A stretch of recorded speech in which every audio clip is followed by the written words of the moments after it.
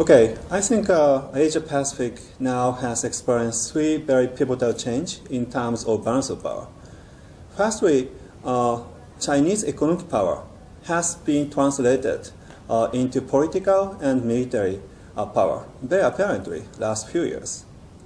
Firstly, on the political sphere, I think China has started to say very provocatively about its own vision of the regional order. But the problem is we still don't know the big picture of the order and principles they really want to accomplish here in coming decades. And on military front, I think we are now having a program on East China Sea and also South China Sea. But the very important thing is the fortifications of some islands of the over-disputed area in South China Sea really got attention from international society. And in East China Sea, we start to see so many big size of Chinese government ships. That is another very important thing. And the second important change of balance of power is North Korea, DPRK.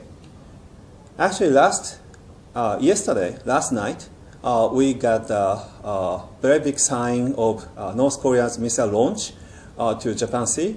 And this morning, it is reportedly, it was failed. But important thing is North Korea has achieved enough capability to make bluff over other neighboring countries. And no dialogue, bilaterally or multilaterally, could stop them for the last few years. So I really want to see the dialogue, but the channel collapsed recent years. And the final item for the balance of power is because the such security challenges are still coming very apparent as an alliance or power aggravation between Japan, United States, Australia, and some East Asian countries start to be very, very apparent. And recently, last year, actually just 1 year ago, Japan and the United States had seen the update of security guideline, first time in 90 years. And Australia and the United States also recently confirmed their intention to work together for China issue. South Korea still try to figure out what kind of cooperations they want to make for China with Japan and with Australia, but we will see. Japan, United States, and South Korea will have a missile defense joint drill in next month. So it will be a new sign. And South Korea now debating the introduction of third missile defense system, THAD, and it will be a very big test for their real intention for security issue and balance of power. Yes. I believe some countries try to balance economic and security interests and priorities in their foreign policy. But I think Japanese idea is not to mix up the balance of economic and security interests. In other words, I think security interest and economic interest should be discussed in the same manner, and we cannot separate the issue.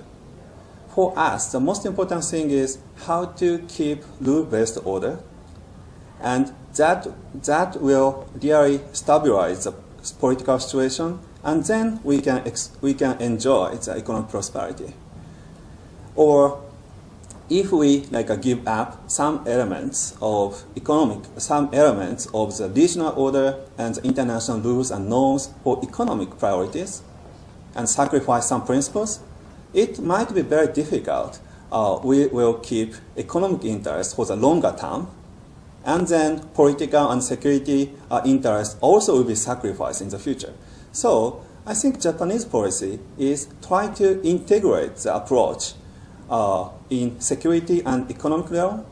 In that sense, I want to say Trans-Pacific Partnership is not only the trade and economic negotiation, but that is also order shaping tools for Japan diplomacy. So I really want to see the accomplishment, the ratifications of TPP, and it will be a really big impact. It will have really big impact on the integrations of political, security, and economic interest.